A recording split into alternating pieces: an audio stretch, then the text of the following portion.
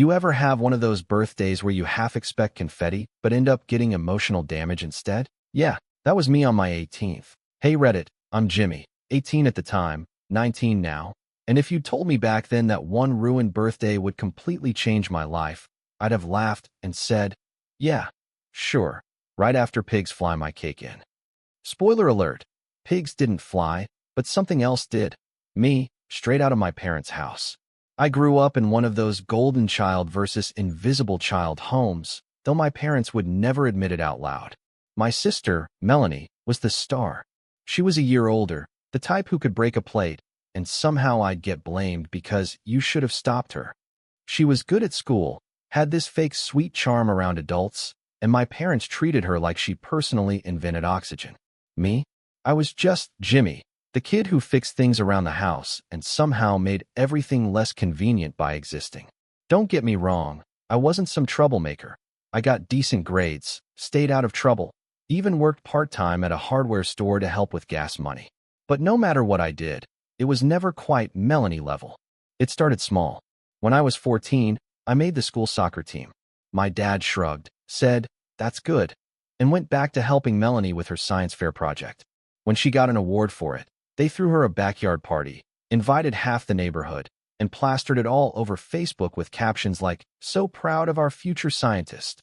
When I scored a game-winning goal a week later, my mom posted a blurry photo with the caption, "Jimmy's team did great today." That was the rhythm of our family. Melanie shined, and I was the background lighting. By the time I turned 17, I'd accepted it. My plan was to graduate, get a job, maybe move out quietly, and not look back. But the thing about emotional neglect is that you don't realize how much it builds up until it explodes. And for me, that explosion came wrapped in balloons and betrayal. It was about 2 weeks before my 18th birthday when I asked my mom if we could do something small, just a dinner, maybe a few friends over.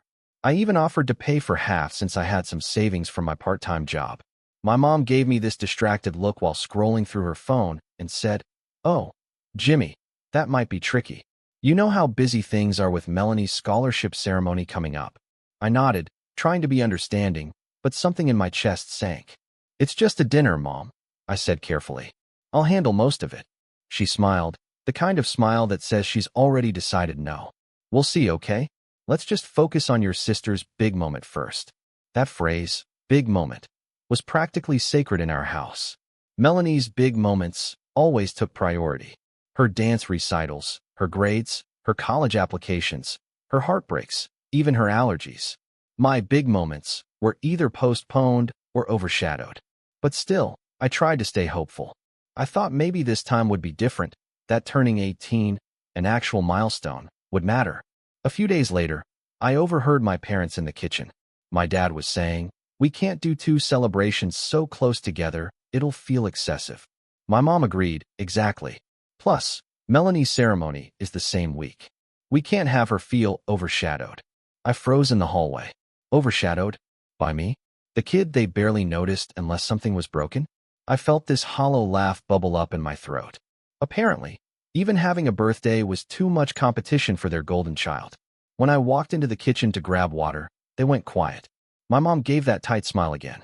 "Hey, honey," she said, like nothing was wrong. I mumbled something and went to my room, where I sat for a long time staring at the wall. I remember thinking, it's just a birthday, it's not a big deal. But it was. Not because I wanted cake or gifts, but because I wanted to feel like I mattered, even for one night. A few days later, Melanie waltzed into my room uninvited, as usual, holding a new dress she'd bought. "Mom and Dad said they might cancel your dinner thing," she said casually, like she was talking about the weather.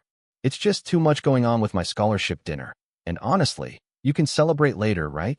She said it with that fake sweetness that made people think she was charming. "It's just better if the attention isn't split."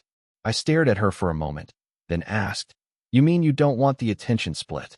She smiled, like she'd been caught, but didn't care. "Well, yeah, this is my time, Jimmy. You'll have yours someday." That phrase stuck with me. "You'll have yours someday." It sounded like a promise, but in her tone, it felt more like a taunt. Like she already believed her someday would always come before mine. The day of her scholarship dinner came and went. I helped set up the decorations, grilled food, Even drove to pick up some guests because Dad's car was acting up. No one thanked me. At one point, someone asked when my birthday was, and my mom laughed lightly. "Oh, it's next week, but we'll probably just keep it low-key this year." Then she turned the conversation back to Melanie's achievements. I smiled politely, but inside, something cracked. It wasn't anger yet, it was exhaustion. The night before my birthday, I asked my parents if we were still doing anything. My mom said, "Oh, honey, we're all just so tired from this week. Let's just rest, okay? Maybe next weekend." Next weekend turned into "we'll plan something later," which turned into nothing. When I woke up on my 18th birthday, there was no card, no happy birthday, nothing. Just the smell of coffee and the sound of my parents laughing in the kitchen with Melanie about some college event she'd been invited to. I sat in my room, staring at my phone, waiting for something, anything. By noon, I realized they weren't going to say a word. That was the first time I felt something deeper than sadness. It was clarity, like a fog lifting, revealing everything I'd been trying to ignore. I wasn't part of this family, not really. I was a placeholder, someone who made things work behind the scenes so their star could shine brighter. I remember standing up, grabbing my jacket, and looking around my room at all the stuff I'd worked hard to buy: my laptop, my guitar, the little secondhand bookshelf I built myself. It hit me then that none of it meant anything if I stayed there. When I finally walked out into the living room, my mom glanced up from her laptop. "Going somewhere?" she asked. Her tone wasn't concerned, just mildly curious, like I was heading to the store. "Yeah," I said. "I'm heading out." Melanie laughed. "On your birthday? Don't be dramatic." I didn't even respond. I just opened the door, stepped out, and for the first time in my life, I didn't look back. That night, I stayed at my friend Lucas's place. His family threw me a small birthday thing. Cake, a few jokes, nothing fancy, but it felt like the warmest thing I'd had in years. I didn't tell him everything, just that things at home were complicated. He didn't press, and that silence was the kindest gift anyone could have given me. The next few months were rough. I picked up more shifts, moved into a tiny apartment, and started figuring out what independence actually meant. It wasn't glamorous. I burned a lot of noodles and slept on an air mattress for weeks, but it was mine. Every dollar I earned felt like a small rebellion. Every morning I woke up and didn't hear Melanie's voice or my mom's sighs. I felt a strange peace I hadn't known before. But here's the thing about leaving people who underestimated you. They only realize your worth once you're gone. And sometimes, that realization burns. A year later, that's exactly what happened. I'd built something for myself, something big enough that even my family couldn't ignore it. And when Melanie finally found out, her reaction wasn't pride, it was jealousy. The kind that doesn't just ruin a moment. It ruins everything. But that's a story I'll get to soon. Because before the explosion, there was a spark. And that spark started the day she tried to use me for her own gain. I didn't talk to my family for the first few months after I left. I thought the silence would bother me, but it was peaceful. No passive-aggressive remarks. No guilt-tripping sighs. No, "Why can't you be more like your sister?" Comparisons echoing through the house. Just quiet. The kind of quiet that lets your thoughts finally stretch out after being cramped for years. At first, they didn't reach out either. No texts, no calls, not even a "where are you?" from my mom. I think they expected me to come crawling back, like I always did after family arguments. But this time I didn't. I got a job at a small tech repair shop, rented a cheap one-bedroom apartment, and started learning how to live without feeling like a background character in my own life. I'd spend my nights watching YouTube tutorials, fixing laptops people had given up on, or trying to figure out how to start something of my own. The place was small, just a mattress, a desk, and a squeaky fridge, but it was mine. And for a while, that was enough. Then, around the holidays, my mom finally called. It was December, maybe 2 weeks before Christmas. My phone buzzed while I was elbow-deep in a dusty old PC. I saw her name, Mom, flash on the screen. For a second, I just stared at it. I almost didn't answer. But some part of me, the kid who still wanted his parents to care, picked up. "Jimmy," she said, her voice oddly cheerful. "Hi, sweetheart. It's been a while." "Yeah," I said slowly. "It has." She sighed, the dramatic kind that meant she was about to start guilt-tripping. "You know, your dad and I have been worried sick. You just left. No calls, no messages. Do you know how that made us feel?" I had to bite my tongue. "Do you know how it made me feel?" Almost slipped out. But instead, I said, I needed space. Well, she continued, her tone sharpening just slightly. You could have at least told us where you were. Melanie was really upset. That last part made me laugh, quietly, bitterly. Melanie was upset? Yes, Mom said defensively. She felt guilty about your birthday. She didn't mean to make it all about her. I didn't buy that for a second. Melanie never felt guilty about anything that didn't benefit her. But I kept my voice calm. It's fine, Mom. I'm okay. She hesitated. You know, Christmas is coming up. Why don't you come by? We can have dinner, talk things out as a family. For a moment, I almost said yes. I imagined walking into our old house, the smell of cinnamon and pine, pretending things were fine. But then I remembered how that same house had felt on my birthday morning. Cold, quiet, and full of people who didn't even look up when I left. I'll think about it, I said finally. Of course, I didn't go. Christmas came and went. I spent it with Lucas's family again, loud, messy, full of laughter. His mom hugged me when I arrived with a store-bought pie, saying, Jimmy, you didn't have to bring anything. And that one small gesture meant more than anything I'd ever gotten at home. But apparently, my absence at Christmas didn't sit well with my family. 2 days later, I got a text from Melanie. Melanie, Mom and Dad were really hurt you didn't show up. They said you're being immature. You could at least visit for an hour. Me. They didn't remember my birthday. Melanie, it was just bad timing. Get over it. You're acting dramatic. That word, dramatic, lit a fuse in me. I typed and deleted 5 different replies before finally settling on. Me. Maybe I'll visit when they stop pretending you're the only kid they have. She didn't respond.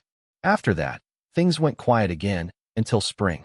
I'd been saving every paycheck, working overtime, and taking repair orders online. By then, I had a small setup in my apartment. Tools, spare parts, even a logo I designed myself. Fix It Jimmy. Cheesy, I know, but people remembered it. I started getting regulars. Some even recommended me to their friends. I was proud of that. Then one day, my mom showed up at my apartment. It was a Saturday morning. I was in sweatpants, eating cereal straight from the box, when someone knocked. I opened the door, and there she was, my mom, dressed in her usual floral cardigan, clutching her purse like it was armor. Mom, I said, surprised. Can I come in? She asked, not waiting for an answer. I moved aside, and she stepped in, scanning the room like she was inspecting a motel. This is where you live? She asked, wrinkling her nose. Yeah, I said flatly. It's small, but it's mine. She gave a tight smile. Well, it's cozy. Then she sat down on the one chair I had and clasped her hands. Jimmy, I wanted to talk. About your sister. Of course. What about her? She's applying for a business scholarship, Mom began, and they want her to include a small entrepreneurial project in her portfolio. Something practical, something real world. I told her about your little repair thing, and she thought maybe you could help her out. You know, let her include your business as part of her presentation. It'd really boost her chances. I stared at her. Wait, she wants to use my business? The one I built from scratch. Mom blinked. Don't make it sound so dramatic. It's just a small thing, Jimmy. It would really help her future. I laughed. I couldn't help it. You've got to be kidding me. She can't build something herself. Mom frowned. She's been so busy with school, you know that. Besides, it's just a name on a paper. It's not like it means anything. To her, maybe. But to me, it meant everything. Yeah, I said slowly. It means something to me. She sighed, frustrated now. Why do you always make things so difficult? This could be good for both of you. It shows teamwork. No, Mom, I said firmly. It shows I do the work and she takes the credit, again. Her lips tightened. You're being ungrateful. There it was, the classic guilt card. I'd heard it all my life. Ungrateful for what? For being invisible? For being the backup plan when Melanie needs something? Her expression hardened. Watch your tone, Jimmy. She's your sister. I met her eyes. Yeah, and I'm her brother. But that never seemed to matter before. She stood up, grabbing her purse. Fine, if that's how you feel. I just thought you'd want to help your family. Clearly, you've changed. I have, I said quietly. That's the point. She left without another word. That night, Melanie called. I let it ring twice before answering. Wow, she started, her tone dripping with fake innocence. You really couldn't just say yes? I'm not letting you use my business, Mel. It's not even a real business, she scoffed. You fix old laptops. I just needed something for my portfolio. Then build your own project. She sighed dramatically. You're seriously going to ruin my chance at this scholarship because of some grudge? I felt my jaw tighten. You mean the grudge where you made my 18th birthday vanish? Oh my gosh, are you still on that? She said, laughing like it was a joke. You're unbelievable. I guess I am, I said. Unbelievable enough to say no. She hung up. The next week, my dad called. His tone was harsher, colder. Your mother tells me you're refusing to help your sister. That's ridiculous, Jimmy. We raised you better than that. I wanted to say, you didn't raise me at all, but I bit it back. Dad, I've worked hard on this. I'm not handing it over. She just needs your name on her project, he said sharply. It's family. Don't make this complicated. I'm not making it complicated. You are. He went quiet for a second, then said, You know, this attitude of yours is why things fell apart in the first place. That one stung. I almost laughed, but it came out as more of a sigh. Right. My attitude. Think about it, he said, and hung up. A few days later, I got a message from a mutual friend, someone who went to the same college as Melanie. It was a screenshot of her presentation board. The title, Fix It Innovations, co-founded by Melanie and Jimmy Carter. My stomach dropped. She'd done it anyway. I felt anger flood through me, hot and sharp. My hands shook as I stared at the screen. I had told her no. I had said the words, made it clear, and she still stole it. I wanted to call her right then, to scream, to tell her she had no right. But something stopped me. I remembered all the times I'd stood up for myself before, only to be gaslit, told I was overreacting. So instead, I sat there in silence, letting that anger cool into something quieter, something sharper. Because this time, I wasn't going to yell. I was going to wait. And when the right moment came, I was going to show them all exactly what the invisible kid had built while they weren't paying attention. And that moment was closer than any of them realized. When I first saw the screenshot of her presentation, I thought maybe it was just a mistake. Maybe she accidentally left my name on something she meant to edit out later. But deep down, I knew better. Melanie didn't make mistakes. She made moves. Calculated, careful, self-serving moves. Still, I tried to give her the benefit of the doubt. For maybe an hour. Then I got the second message, a video clip. My friend sent it with the caption, Bro, you're gonna want to see this. The video showed Melanie standing in front of a small college auditorium, holding a microphone, giving her presentation. Her tone was confident, smooth, the kind of voice that convinced teachers she was the model student. Behind her, on the projector screen, was a slide titled Fix It Innovations, a sustainable small business. She was talking about my story, my journey, my exact timeline. I started this small business with my brother, Jimmy, she said, smiling brightly. We wanted to make technology repair more accessible for students and local families. While he helped with the hands-on repairs, I handled the business side, the marketing, customer outreach, and management. Hands-on repairs? That was all I did. I'd built the entire thing from scratch, every client, every logo, every line of code for the website. Melanie hadn't lifted a single finger. The crowd clapped politely when she finished. My friend zoomed in on the end of her presentation board. There was even a printed logo of Fix It Innovations with a tagline I'd written. Fixing the future, one part at a time. That was the moment it stopped being anger. It became betrayal. Not the kind of betrayal that hits fast, but the kind that sinks in slow, like cold water creeping into your clothes. I sat there at my desk, the hum of my soldering iron faint in the background, staring at that video until it looped. My throat felt tight, and I couldn't decide if I wanted to cry or punch a wall. I didn't call her. Not right away. I needed time to think. Because this wasn't just her stealing credit. This was her taking my hard work, my identity, and packaging it into a story that made her look like the hero. For a few days, I tried to focus on my own work. But it was like trying to breathe underwater. Every repair order I completed, every satisfied customer, felt tainted. Like I was building something that someone else was now pretending to own. Then the call started. First, from my mom. Jimmy, I heard from Melanie that you're upset about her project, she said sweetly, like she was talking to a child throwing a tantrum. You know she didn't mean any harm. She used my business, Mom, I said flatly. She lied about helping me. Oh, don't say lied, Mom said quickly. She just exaggerated a little. It's what people do in presentations. It's not that serious. Not that serious. I bit back a bitter laugh. Mom, she took something I worked for and made it hers. That's not exaggeration. She sighed. You always take things so personally. Why can't you be happy for her? She won an award for that presentation, a $5,000 grant for her next project. You should be proud. Proud, I repeated, my voice low. She stole my work and got money for it. Mom's tone turned sharp.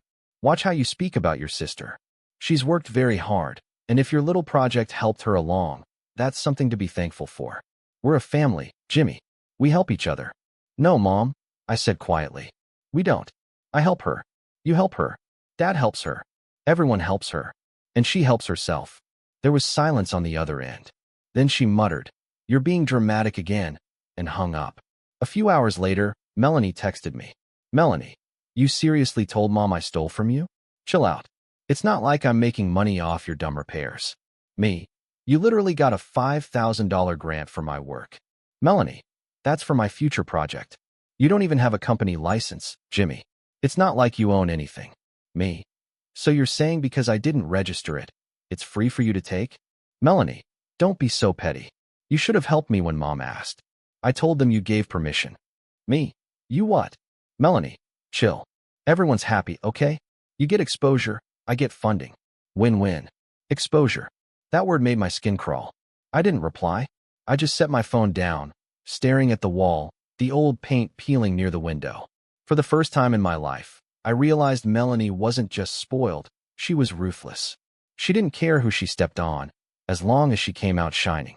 Over the next few weeks, her success became a family obsession. My parents called to brag about her every few days. Did you see the article the college posted about Melanie's project? My dad said one night over the phone. They even mentioned your name.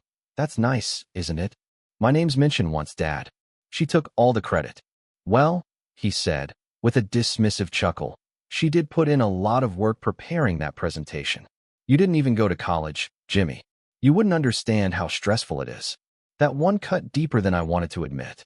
He didn't even realize what he was saying, that my work didn't count because it wasn't dressed up in academic polish. Because I hadn't taken the right path. I hung up before he could say anything else. A week later, Melanie reached out again, this time with fake warmth in her voice. Hey, little bro, she said, her tone sugary. Listen, I need a favor. You remember that grant money I got? Well, they want me to expand the project, make it more real, you know? So I need your help fixing up a few old laptops for a demo. I let out a humorless laugh. You've got to be kidding. I'll pay you, she said quickly. Not a lot, but I cut her off. Melanie, you stole from me. You lied to our parents, your school, and whoever gave you that grant. And now you want me to help you again. Her voice hardened. Jimmy, stop being so dramatic. You should be grateful I'm even offering to involve you. You'd never get attention like this on your own. That did it. Attention? I don't want your attention. I want my work to be mine. You can have the spotlight, Melanie. Just stop pretending you built the stage. There was a long pause. Then she said coldly, You'll regret this. Click. After that, I didn't hear from her for almost 2 months. I tried to move on, focused on getting my business officially registered, updating my website, networking online. Word started to spread. I got a couple of small contracts with local schools, repairing their computer labs. It wasn't huge money, but it was enough to start feeling real. Then, out of nowhere, it happened again. I was at work one afternoon when Lucas rushed in, holding his phone. Dude, you've got to see this. He handed me the phone. It was a link to a YouTube video, College Innovators of the Year, Melanie Carter's Tech Initiative. My stomach twisted as I hit play. There she was again. My sister, sitting on a panel, dressed perfectly, smiling for the cameras. Behind her, a banner displayed Fix-It Innovations. My logo, slightly altered but unmistakable. She talked about her journey, how she'd started a small tech repair venture with her brother, and how it inspired her to launch a startup that provides free refurbished devices to underprivileged students. The audience applauded. She beamed. And then I saw it. A close-up shot of one of the laptops she was showcasing. The sticker on the bottom corner said fixitjimmy.com. My website. I felt my whole body go cold. She'd taken everything. My name, my work, my story, and twisted it into her own fairy tale. When the video ended, I realized my hands were trembling. Lucas looked at me carefully. You okay? I nodded slowly. Yeah, but I wasn't. That night, I sat in my apartment, staring at the screen, watching her smile. Watching her lie. Watching everyone clap for her like she was some kind of saint. Something broke in me that night. The kind of break that doesn't make noise. It just leaves you completely still. I wasn't angry anymore. I wasn't even sad. I was done. Because in that moment, I realized something that had taken me 19 years to learn. The only way to beat someone like Melanie wasn't to fight for fairness. It was to let her build her house of lies as high as she could, and then pull one brick. The right brick. The one that would make the whole thing come crashing down. And that moment, that perfect brick, was about to reveal itself in a way none of us expected. When I think back to that winter, it still feels like someone hit pause on everything in my life. Time kept moving, but I didn't. My business slowed down. I stopped updating my website, stopped taking big repair jobs, stopped checking emails. Every time I powered on a computer, I thought of Melanie's fake smile flashing across that YouTube video. People kept congratulating her for our idea. That video spread fast. It got reposted on her college's official page. Then a local news site picked it up under the headline, "Young Innovator Bridges Technology Gap." They even quoted her. It all started with a vision my brother and I shared. We wanted to change lives. That line made me feel physically sick. She made it sound like I'd been part of her team. But I wasn't. I was her shadow, the silent prop in her story. At work, Lucas noticed I wasn't myself. I'd stare off during lunch, or mess up simple repairs I could normally do with my eyes closed. One day he said, "You can't keep letting her live rent-free in your head, man." I shrugged. She's not in my head. She's in my life. Big difference.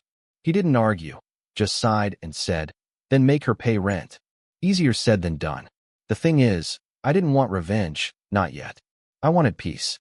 But peace didn't come easy when your phone kept lighting up with reminders of what you'd lost. It started with a call from my dad. "Jimmy," he said sternly, "your sister's trying to reach you. You should talk to her. She's got an incredible opportunity now. Some company's looking to invest in her project. Isn't that great?" I didn't respond. He continued, oblivious to the irony. "She told them all about you too. You might even get a small role if she decides to expand the team.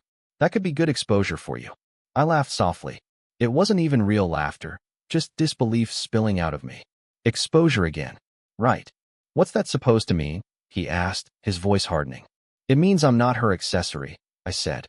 He sighed, disappointed. "You've always been so sensitive. Why can't you just be supportive? You're her brother." "Yeah," I said quietly. I was. After that, I blocked his number. It wasn't an angry decision, just necessary. I couldn't keep listening to them twist everything until I doubted myself again. But even with the silence, things kept getting worse. One morning, I got an email from a local school district, the same one that had hired me for computer repairs a few months earlier. They wrote that they'd decided to end my contract. The reason? They'd partnered with Fix-It Innovations, the larger organization now operating under Melanie's name. My chest went tight as I reread the message. She hadn't just stolen credit anymore. She was taking my clients. That afternoon, I sat at my desk, staring at the half-finished repairs, the tools scattered everywhere, and for the first time, I wondered if maybe she'd been right. Maybe I wasn't built for this. What was I, really? Some kid fixing broken laptops in a one-room apartment, while she stood on stages and smiled for cameras. People saw her as the visionary, and me as what? The technical assistant who couldn't get over himself? I remember standing in the middle of that room and whispering to no one. Maybe I should have just let her take it. But I didn't mean it. Not deep down. It was exhaustion talking, the kind that creeps into your bones and convinces you it's easier to stop fighting. I shut down my workspace that night, packed the tools into boxes, turned off the lights, and for the first time since leaving home, I felt completely empty. For the next few weeks, I lived in quiet. Not peace, but numb quiet. I'd wake up, go to work, come home, and lie on the couch staring at the ceiling. Lucas tried checking in, but I kept telling him I was fine. The truth was, I didn't even know what fine meant anymore. It was during one of those nights, half asleep, phone buzzing on the table, that everything changed again. A text from Melanie. "Melanie, hey, I know you're mad at me, but can we talk?" Me, about what? Melanie, about everything. "I think we can fix this. I want to make it right." I didn't believe her, but something about the message, maybe the word fix, made me pause. Me, I'm not sure there's anything to fix.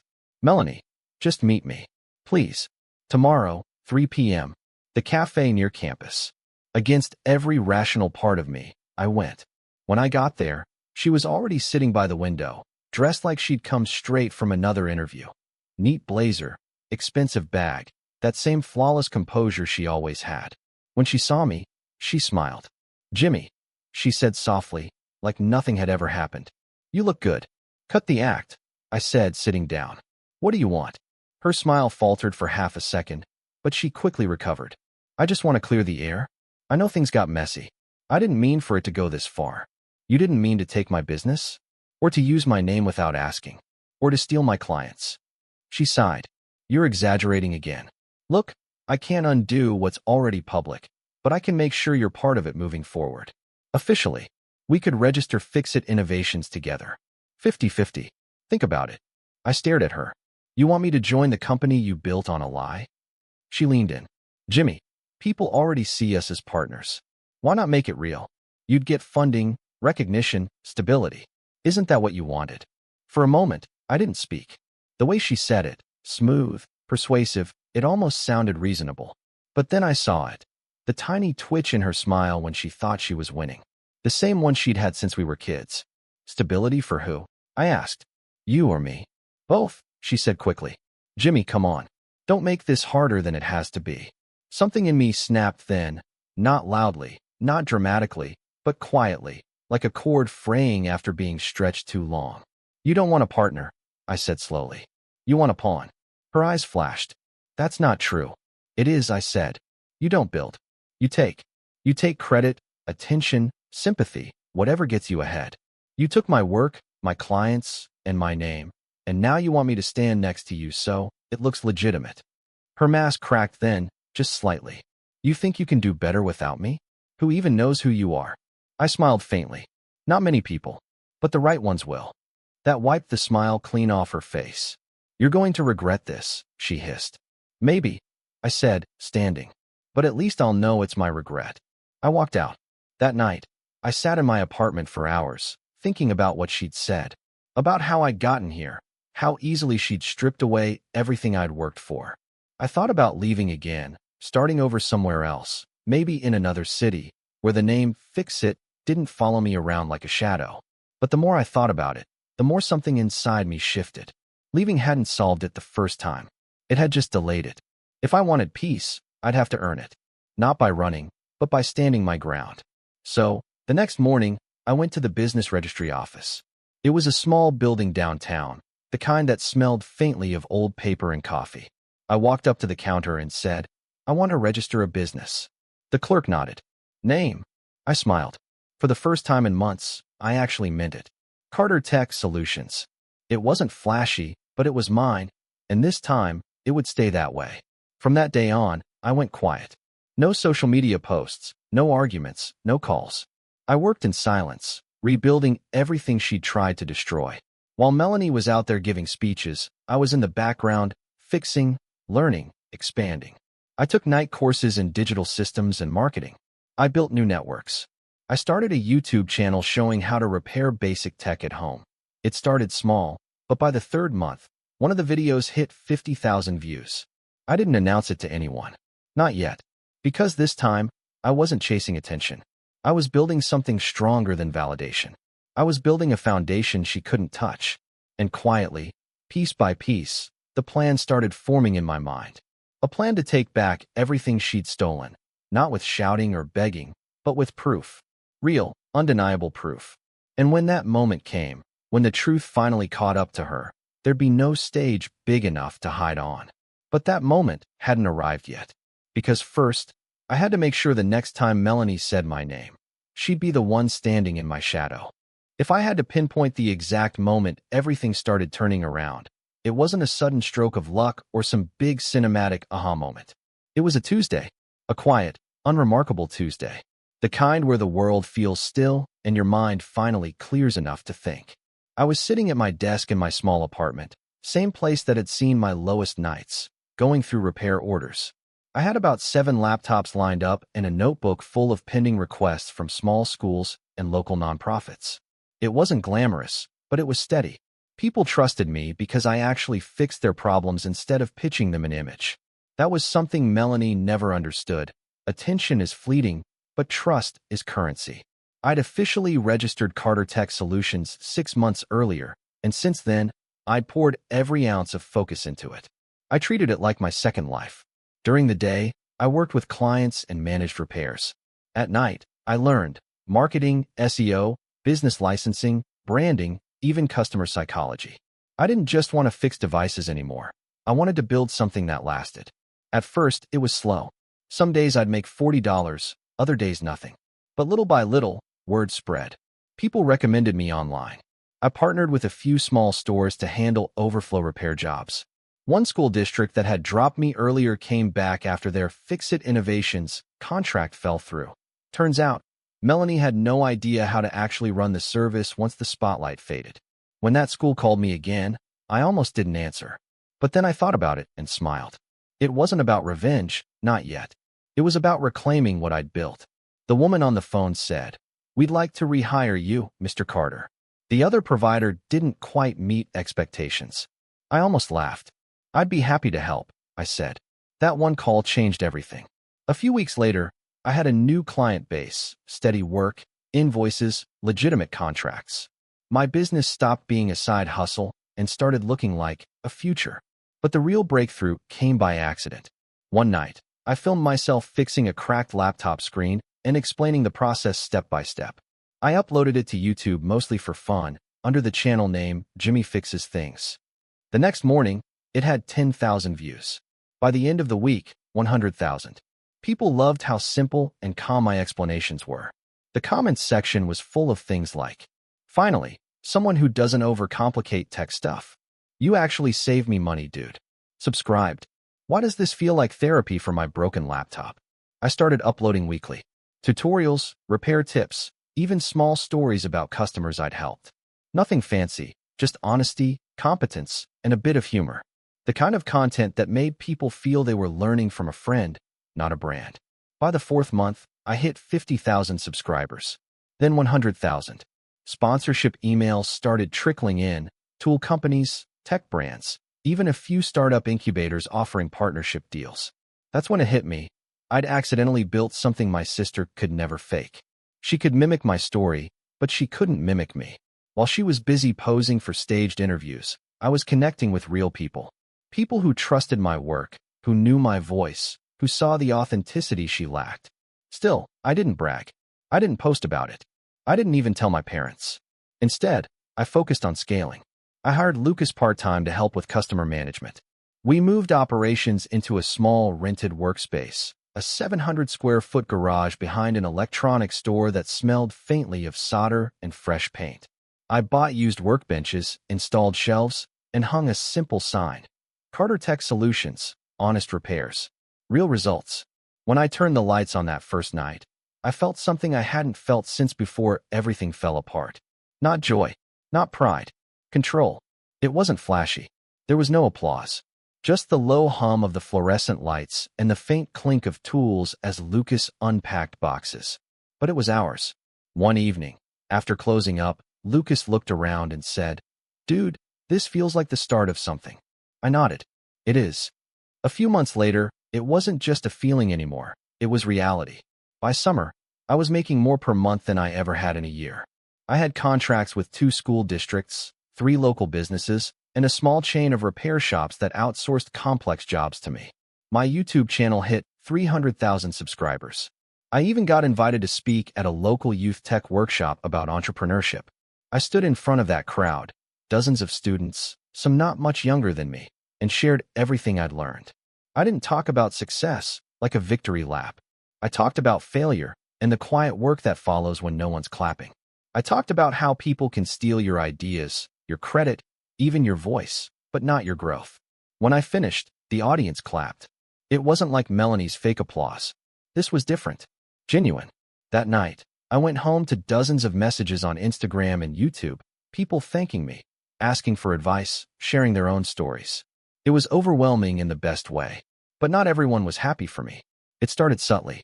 My mom texted after months of silence. "Mom, we saw your video. You've really grown up." Melanie showed us. She said she's proud of you. That one line, "Melanie showed us," made my stomach turn. Of course she had. She always found a way to insert herself into my story. I ignored it. Then, 2 weeks later, I got an email from a journalist. "Hi Jimmy, I'm writing an article about young entrepreneurs in tech. I recently interviewed your sister, Melanie Carter, and she mentioned your business as part of her original inspiration. I'd love to include your side of the story." I stared at the screen for a long time.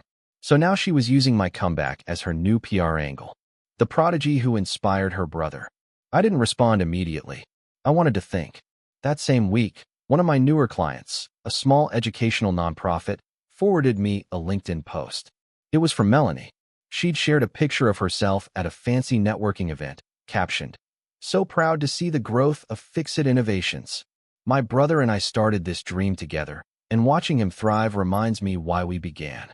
The comments were full of praise. "What an amazing duo. Sibling entrepreneurs, that's inspiring. You both are making a difference." I felt my hands shake as I read through them. Not from anger this time, but from something colder.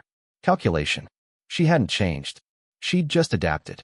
But what she didn't know was that this time, I had everything she didn't. Proof, presence, and people who actually cared. So I made a decision. For months, I'd avoided the spotlight, focusing on the work instead of the noise. But maybe it was time to stop hiding. Not out of ego, but out of clarity. People needed to know the truth. So I accepted that journalist's offer. When we met for the interview, she asked me, "Is it true you and your sister started Fix-It together?" I smiled politely.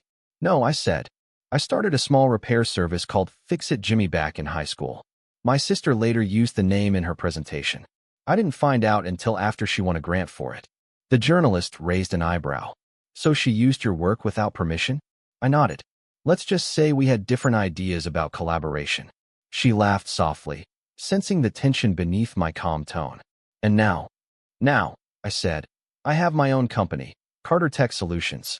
We focus on honest service. No PR gloss, just results." The article went live 2 weeks later. Title: From Stolen Idea to Startup Success. The Real Story Behind Carter Tech. It blew up. Thousands of shares, comments, discussions. Most people sided with me. Some criticized her. Others called it sibling rivalry. But the truth was finally out there. Melanie didn't respond publicly at first, but I knew she saw it. She couldn't resist attention like that.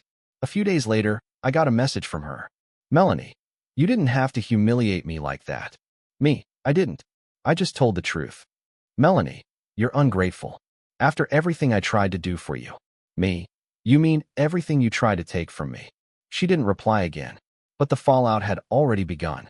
Her investors pulled out of Fix-It Innovations within weeks.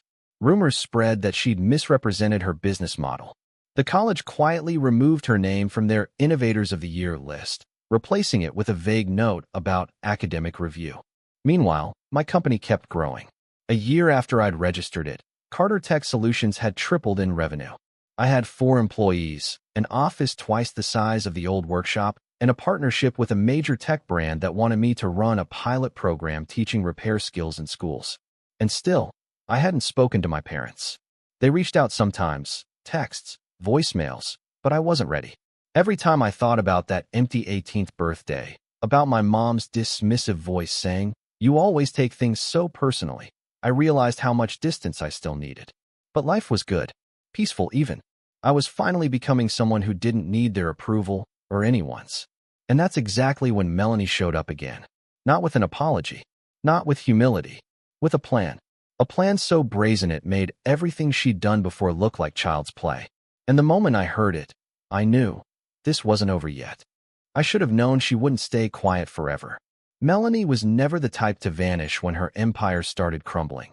She was the type to double down, dig deeper, and convince herself that if she smiled hard enough, the truth would look like a misunderstanding. It started one Sunday morning, almost a year after the article. I was in the office early, half asleep with coffee in hand, reviewing invoices.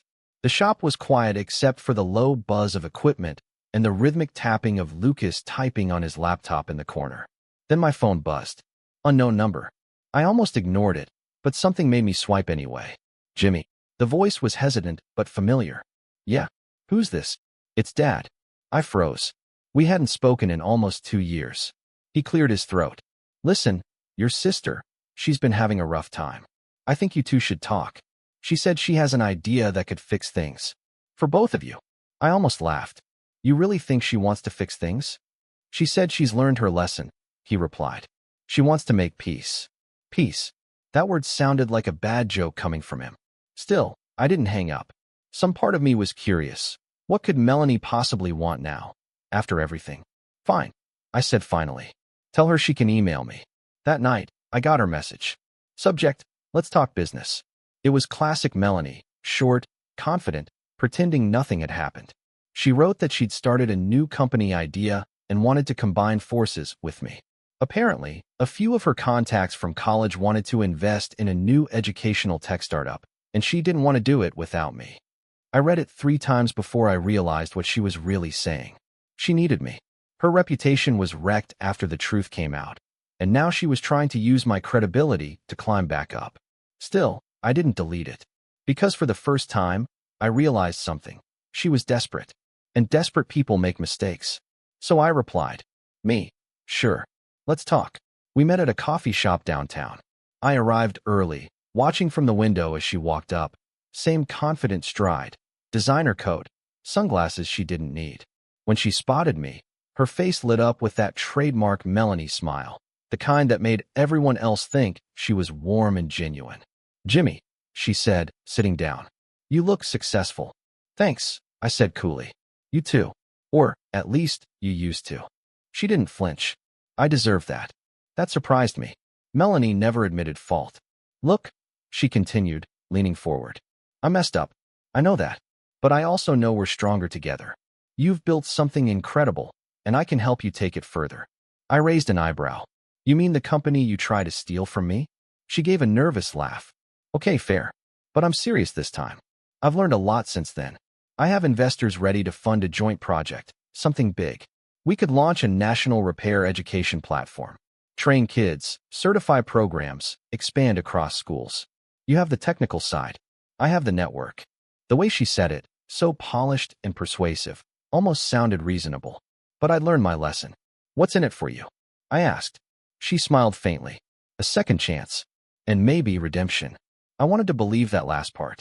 Really. But I didn't. Not yet. Still, something about the proposal stuck in my mind after she left. Because the truth was, she wasn't wrong. The idea was good. A scalable education platform tied to repairs and tech accessibility could actually help people. The difference was, this time, I wasn't walking into her world. She was stepping into mine. So I played along.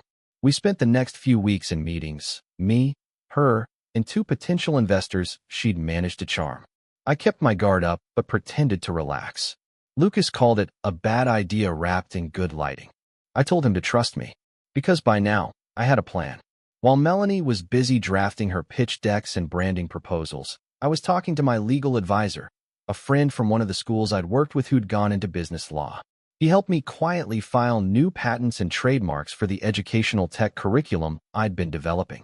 It wasn't public yet, but I'd been working on a digital learning program for months, interactive repair modules, certification systems, and a virtual classroom structure. When Melanie pitched our joint idea to her investors, she unknowingly described my existing project, Carter Tech Academy, word for word. I sat there in the meeting, sipping coffee, saying nothing as she proudly showcased my diagrams. The investors were impressed. This could really change things, one said, if you can integrate the tech properly. Melanie smiled. We're already in development. I smiled too. After the meeting, she was glowing. See, she said, we make a great team. Yeah, I said, my tone calm. We do. I didn't tell her that every document, every presentation, every asset she'd shown was built on intellectual property that now legally belonged to me. Over the next few weeks, I let her run wild. She scheduled press teasers, social media campaigns, even hinted online about a major new project with my brilliant brother. I didn't stop her. The more she bragged, the more she tied herself to it publicly. Then came the investor signing meeting, the day her whole illusion would crumble. We met in a downtown boardroom, sleek and sterile, with a glass table that reflected the tension in the room. The investors were ready to finalize the partnership and sign off on the initial funding. Melanie was radiant, talking a mile a minute. This collaboration represents a new era in accessible tech education, she said proudly. We're calling it Carter Tech Academy. The investors smiled. Excellent. We're excited to get started. Let's make it official. They slid the papers across the table. Melanie signed first, a flourish of her usual confidence. Then they handed the pen to me. I didn't sign. Instead, I leaned back and said, "Before we move forward, there's something you all should know." The room went quiet. I opened my briefcase and pulled out a folder. Inside were all the registration papers, trademarks, patents, and contracts, each one bearing my company's name, my legal signature, and my date of filing. I laid them on the table, one by one. Carter Tech Academy is already an established entity, I said evenly. Fully owned by Carter Tech Solutions. All associated technology, branding, and IP are registered under my company. The investors blinked. Wait, so? I nodded. Yes, I own it. Everything you've seen today is built from Carter Tech's internal research. Ms. Carter here has no legal stake in it. Melanie's face went pale. Jimmy, what are you doing? Correcting history, I said. She tried to laugh it off. He's joking. This was a partnership idea. We developed this together. No, I interrupted softly. You pitched it. I built it. And since you've been using my company's intellectual property without permission again, I'll be contacting legal counsel this afternoon. The investors exchanged nervous looks. One cleared his throat. Is this true, Ms. Carter? She stammered. I had no idea. I stood up. That's fine. You don't need to. Because from this point forward, Carter Tech Academy will move ahead independently. I gathered my documents, nodded politely at the investors, and walked out. Melanie followed me into the hallway, her heels clicking like gunshots. You set me up, she hissed. I turned, calm. No, Mel. You set yourself up. I just stopped cleaning your messes. You think this makes you better than me? She snapped, her voice trembling now. You embarrassed me again. In front of investors. I took a step closer.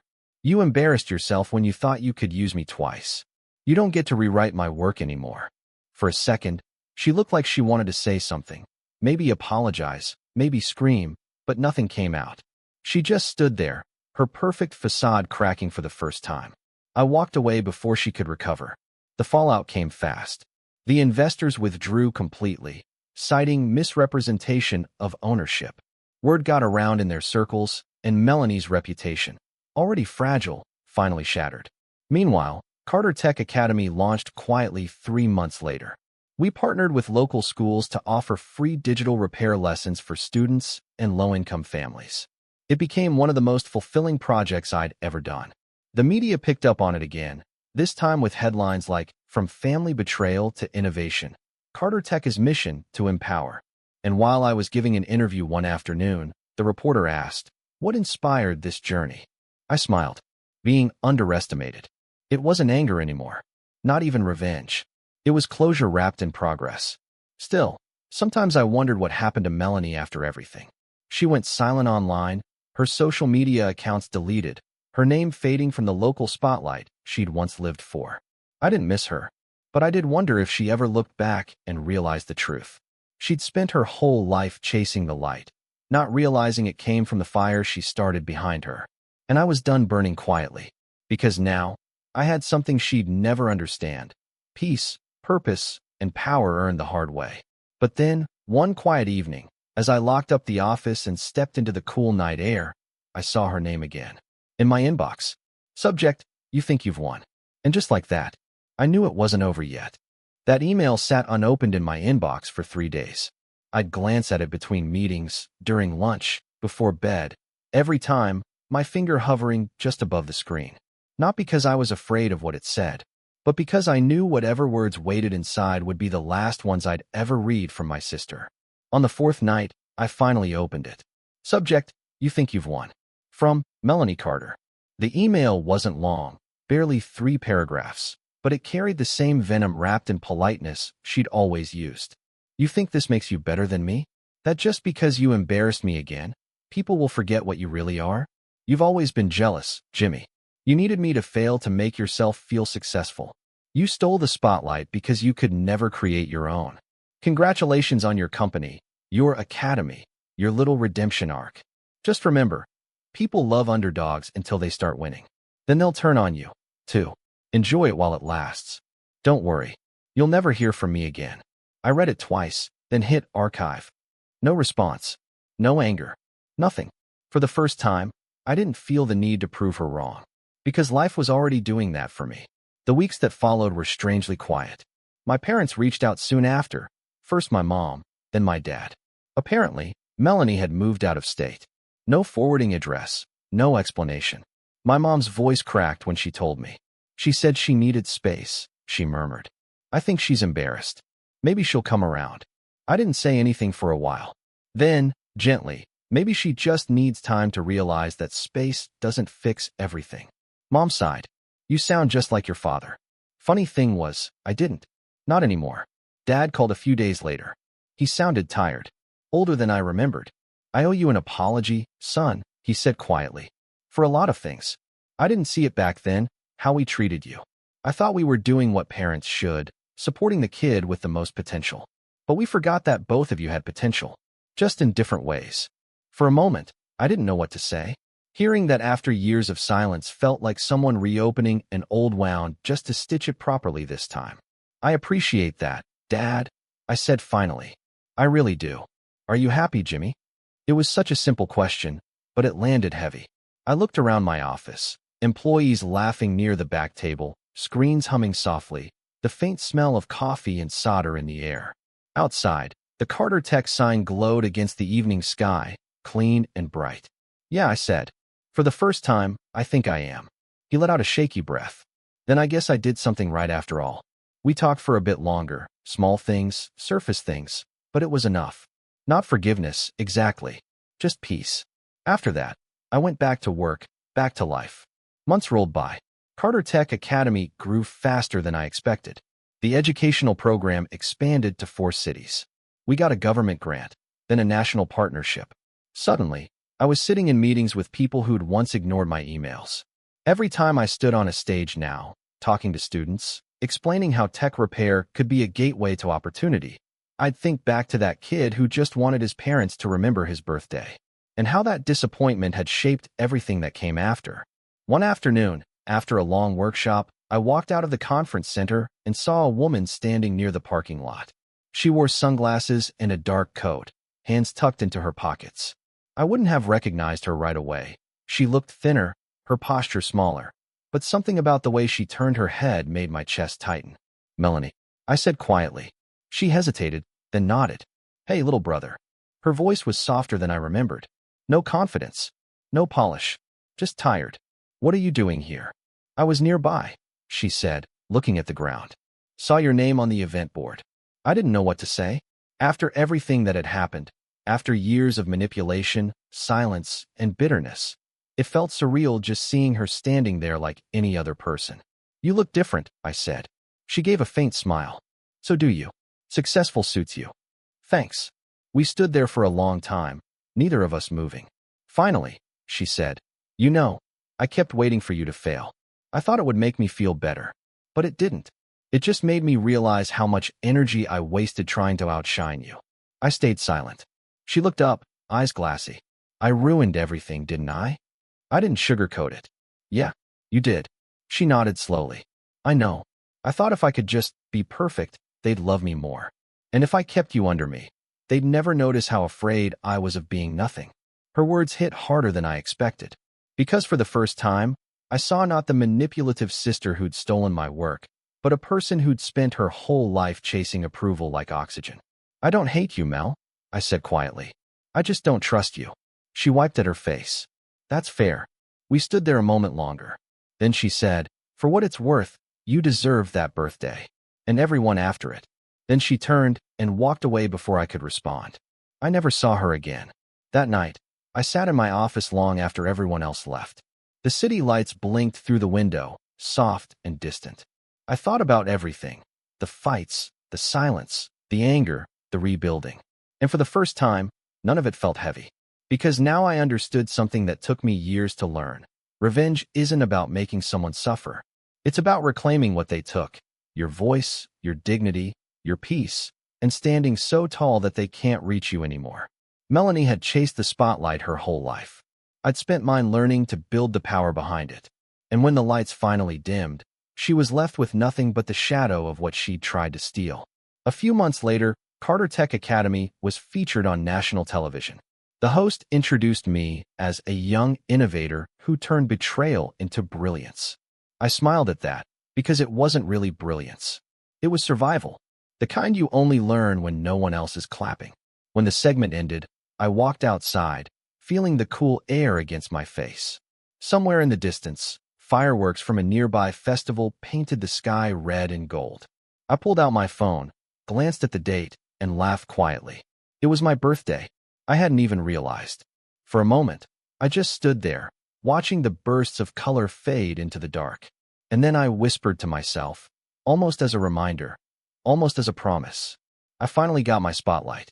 Then I smiled, walked to my car, and drove home, knowing that for the first time in my life, I didn't have to look back.